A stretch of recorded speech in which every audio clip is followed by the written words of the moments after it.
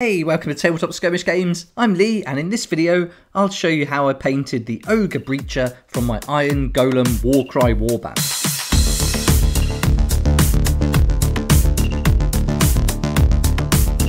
Here's the Iron Golem that we're going to paint in this video, and the goal here is to paint something with contrast paints to a tabletop ready standard. I've already done the base here, so that's done before I started painting the miniature, and the miniature's all primed using a white spray paint. Now usually I'd use a Wraithbone, and I would recommend the Citadel colour Wraithbone contrast undercoat paint, and all my miniatures I assemble with the Citadel plastic glue.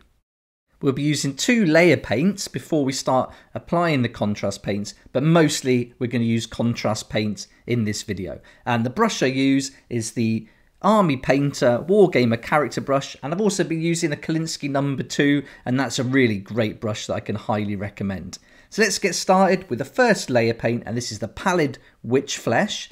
And I'm going to put a coat of this over all the areas of flesh that we can see on the model. The white base coat is going to help make this pretty pale, so you've got some options. If you want it a bit warmer tones, then use the Wraithbone, but I found using the white worked well for what I was looking for here. So we want a nice pale skin, and I'm just going to use 1 coat of this Pallid Wych Flesh.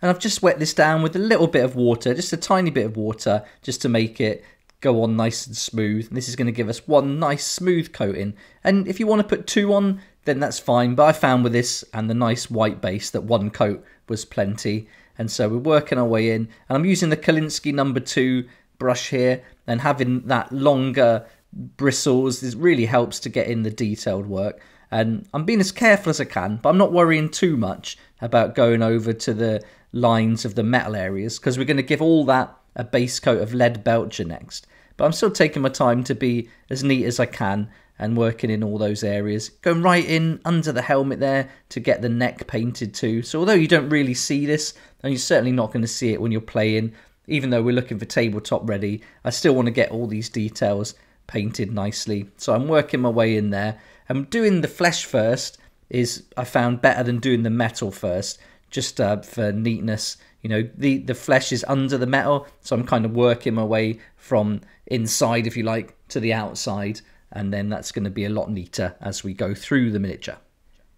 If you're wondering how I did the base, then I've done a separate video on that, so if you wanted to check that out, then that's on the channel already, so you can see that. And I did the base first, because then that just makes it a lot easier to tidy up the model and paint that after the base. But there's loads of ways you could do this. You could make the base first and then paint the model separately and then glue the model onto the painted base. But this time I did it this way. Right, now we're taking some Leadbelcher, and this is going to go on all the metal parts of the model. And because this guy, he's got tons of areas of metal, and they're all quite big. I mean, this big metal ball glove is huge, and his armor's pretty big. So I've gone for just an old scruffy brush, but it's quite a large brush, and this is going to allow me to cover quite a lot of area. So I'm not looking to do any detail work here. I'm just looking to cover the large areas with paint, and this is going to speed the process up rather than using the smaller brush to try and cover these large areas. I made a little bit of a mistake, as I just wet the brush before I started using the Leadbelcher, and I'd normally not use any water within that Leadbelcher, but because this brush is so big, it held a lot more water than I expected, and so I'm just going over it with a little bit more Leadbelcher here, so a little bit more paint, and that's going to correct that error I made with the brush and that excess water. But here we go now, so I'm just roughly blocking out all these big sections of metal, and then we'll come back with a smaller brush in a second, and then we'll tidy up and go over all the lines nice and neat. And so here we go, I've got the Army Painter Wargamer character brush now, and this is where I'm going to tidy up and get all those lines nice and crisp. Now I'm trying to take my time and be nice and neat so I don't go over those areas of the Pallid Wych Flesh that we've already done. But if you do make a mistake and go over it, then you'll see later in the video that I just go back to it with some Wych Flesh and just tidy it up. So it's no problem if you make a mistake, but obviously it's a lot better and a lot quicker if you it sounds silly, it's a lot quicker if you take your time and go in the lines, making them nice and neat. But getting those crisp lines is the key to a really nice finished miniature. And even though we're going for tabletop ready standard, that can still be a good standard. So go for nice neat lines, take your time a little bit, and you can get some really good tabletop ready results. I thought these would be quite boring to paint by just doing 2-layer paints and then going over those with contrasts, but I really enjoyed doing this. It was quite different to the miniatures I've painted before this one, and so yeah, I quite enjoyed painting these. And so going over all the details with this Leadbelcher, there's a huge amount of metal on these, but I wanted to create a different style of metal than you've seen on any of the other miniatures I painted, so I've gone for some different techniques with the contrast paints and tried layering up different colours, which you'll see as we work through the video. But it was good fun, and I'm really pleased with the results I got with it. But it's always good to use Leadbelcher and then put contrast paints over the top. And I found that with the terrain, doing the bridges for catacombs, it works really nicely and you can get some really great effects. So this combo of Leadbelcher and contrast paints is brilliant. Here you can see I'm just picking out these little metal studs that are in the legs and arms, and a few of them, well, I think all the models actually have got these, so just look for them. Some have got more than others. And then I'm going back to the Pallid Wych Flesh now, and now I'm tidying up the mistakes. So I want these lines to be nice and crisp, ready for the next stage. So I'm just really tidying up, and this is the time to really examine the model, look for any areas where you've gone over those lines and crisp them. You may need 2 coats, but again, I just found 1 thick coat of this Wych Flesh covered up any errors I made. This was the worst one, there's quite a lot there, but that 1 coat really hid that. And once we put a wash over that, you're never going to know it happened. So now I'm taking some Aggaros Earthshade, and this is going to go all over the flesh that we've painted. And it's really important to make sure that Pallid Wych Flesh is 100% dry, and the Leadbelcher too. So make sure it's completely dry before you go on to this stage. And I've not done this before, but I wanted something that was going to be pale. You know, these are kind of weird creatures, these iron golems. They want this real like pale skin, and this is an Ogor Breacher, so we want his skin to be nice and pale. And I just found that the combination of that Pallid Wych Flesh with this Aggaros Earthshade over the top did the trick. So that's all we're going to do with this flesh. You could go back a later stage once this wash has dried, and you could go over the raised areas with some more Pallid Wych Flesh, but I've just left it with this 1 coat. But again, this is something you could go back to a much later date and work on and improve your models. But here I'm just giving a nice thick coat all over and trying to work it into the recesses. So I'm starting and ending my brush strokes where I want most of that wash to end up, and then just guiding it around. On the raised areas I don't want as much, so I'm just wicking it away with a brush and then spreading it into the other areas and putting loads in there in the neck. Now we're going to take some Nuln Oil, another shade, and this is more of a black version. The Aggaros Earthshade is a bit brown. So now we're taking a black wash, and this is going to go over all the metalwork. And here I'm not being fancy at all, not being really neat or fussy, just giving it a nice coat all over, working it into the recesses, again starting and ending my brush strokes where I want most of that paint. Also starting in the recesses of the mask and really pushing it in, and then all these folds and where the different creases are with the metal, I'm really making sure a nice amount of the shade goes in there. But it kind of goes where it wants to anyway, so it's going to work its way into those areas. But just help it along, give it a good spread, and then here I'm putting a bit extra on the brush and really pushing it into the chainmail, because these areas really suck it up. And also there on those chains, just being careful. If a little bit goes onto the skin, I'm not too worried, but although I'm going quite quick here with the brush, I am being as careful as I can not to do that. Then we leave those washes to dry completely and then take some contrast Guilliman Flesh, and this is going to go on all the metalwork, and this is going to be our first colour that we use, and this is going to start to give us a little aged, almost bronze effect. And I'm working it over all the areas of the metal that I want to be the red colour eventually, and I'm trying not to go over the more raised areas, which will try and keep a little bit gold. But if bits of the paint go on there, I'm not too worried. I think that's all going to add to the effect. And again, I want these iron golems to have a metallic look to them that we haven't seen on any other models I've done. And the idea, I think, with these guys, they wear this armour all the time. It's going to get like scratched and dented and dusty and dirty. It's going to get blood, guts and all sorts covered on it. So I'm not too worried about it being super neat. So I don't want these to be really crisp. I want them to be, you know, look like they've been in battle, look like that armour's worn, but have a unique look and a unique colour to it. So going all over it, and on these spikes I'm trying to leave those kind of with not as much paint on. Then naturally this contrast is going to work its way off the more raised areas anyway, so the tips of those spikes aren't going to show up with this colour. and then just going over all the legs and all the different armor in the sections. The edges I'm going to try and not paint too much because we want to kind of try and get a sneaky edge highlight without having to do an edge highlight. So that's the idea here. And then just working it in on that kind of belt buckle, and then again going a little bit over some areas I've already done where I want a bit more paint, and then just pushing that into the recesses there. Then we're going to let that almost completely dry before going on to the contrast Aggaros Dunes, and this is going over all the areas that I want gold. So this kind of protective, like almost chainmail, these kind of links, these circles of metal all linked together, I'm giving quite a heavy coat of the Aggaros Dunes, and also on the mask, pushing that right on there. And then I'm going to go over all the kind of raised edges and give that a coat too. And then this is going to start with our gold look that we want. So we almost want like a gold edge and then a red brassy inner kind of colour to the metalwork. And so I'm just putting it on. I'm not putting too much paint on now. Once I've done those circles of gold in the mask, I'm just almost like just putting a little bit of paint on the brush and then just like painting it on in little sections. And I'm not trying to be neat. I'm trying to be quite random with how I'm doing it, and quite scruffy, and that's going to add to the effect I'm looking for at the end. At this stage, these colours look quite subtle, and this gold isn't really standing out, certainly against the Guilliman Flesh, because that Guilliman Flesh you can almost use as a goldy, bronzy colour too, as you can with this Aggaros Dunes. So with just these two colours, they're almost quite similar, so there's no contrast yet. But as we start building up the layers with different colours, you'll see that they'll start to stand out, and we'll get some nice effects from this. So just finishing off, picking out those details that are going to be more gold than red, and these little kind of hammers they have dangling off them. And then we're going to move on to the next stage, and this is the contrast Gryphhound orange. And I'm not waiting for this paint to dry now, the Aggaros Dunes. I'm going straight over it, and I'm almost letting this like wet blend in a little bit.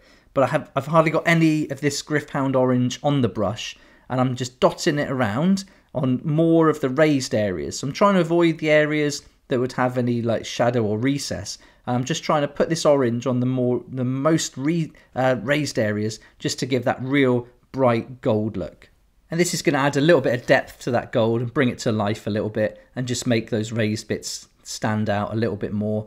And so we're starting to get lots of different textures and colours now from all these different paints. We've got some of that Leadbelcher still coming through, the Aggaros Dunes, the Guilliman Flesh, this Gryphhound orange, and then we'll finish up at the end, once all these ones have dried, with a nice red, and then that will really bring this miniature to life. So you can see I'm just picking little bits out now, and these are the little fine detailed bits.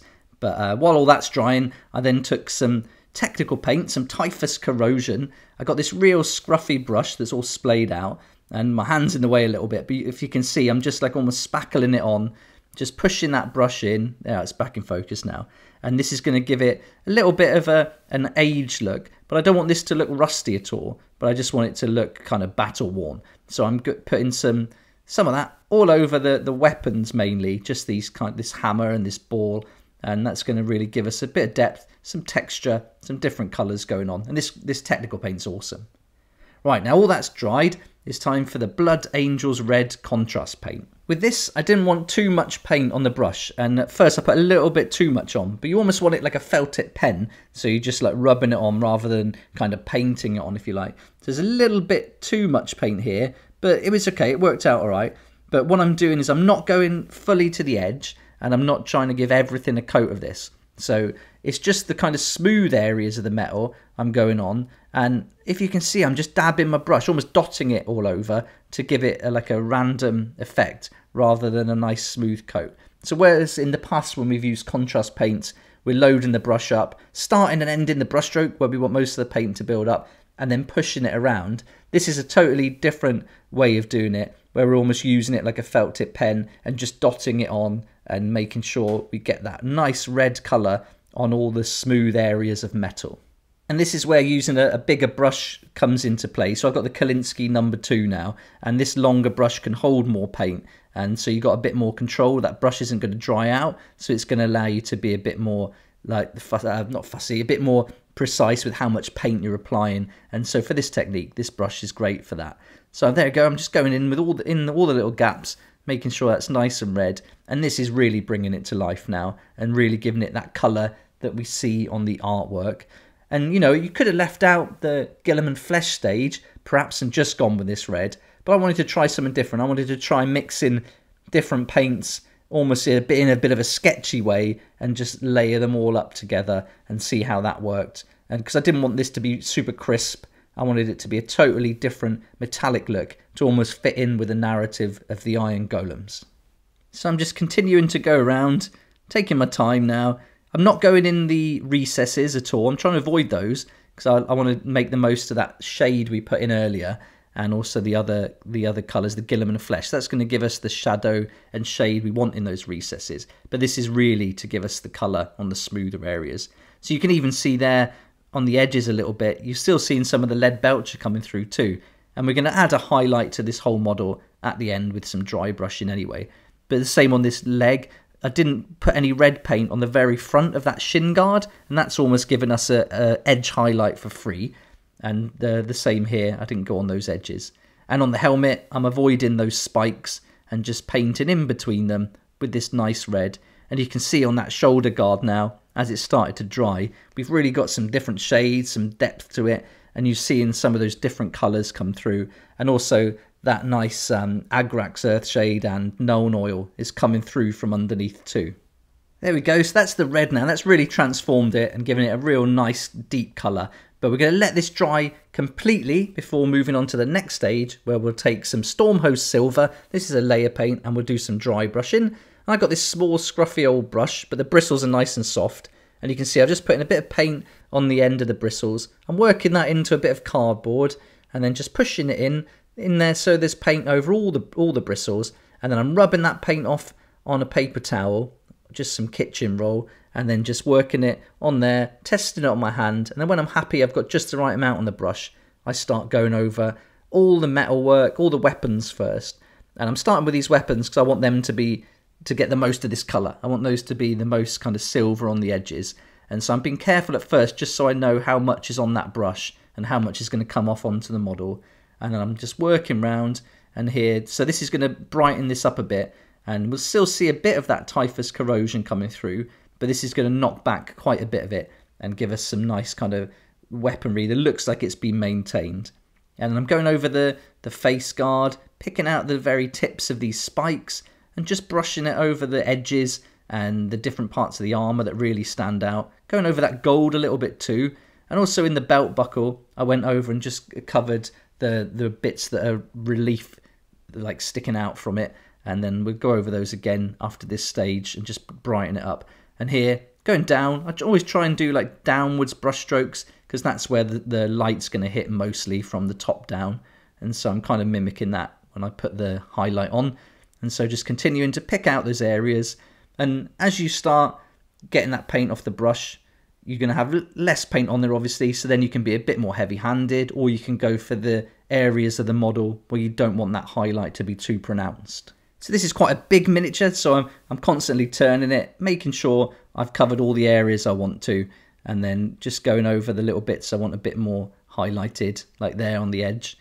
And then once I'm happy with that, I'll stop. And then it's almost dry, but I'll leave it like 10 minutes just to make sure it's completely dry. And then I took some contrast Aggaros Dunes, and this is just to touch up some of the areas of gold. So where we used that dry brush on the raised part of the belt buckle, that's now almost took it back to silver. So I'm going over that with the Aggaros Dunes, and that's going to make it stand out and look nice and gold. And again, a nice mix against that backdrop of the red kind of brassy colour. And just picking out some edges that I want the gold to stand out on. The mask I'm going over again, and also the main bit of the mask that I want mostly gold is around that weird kind of visor. So I want that edge bit to stand out. And then going over all those little round gold bits too. So this is a nice finish, and this is to be the final stage now. And so once this is complete, we'll see the model all finished.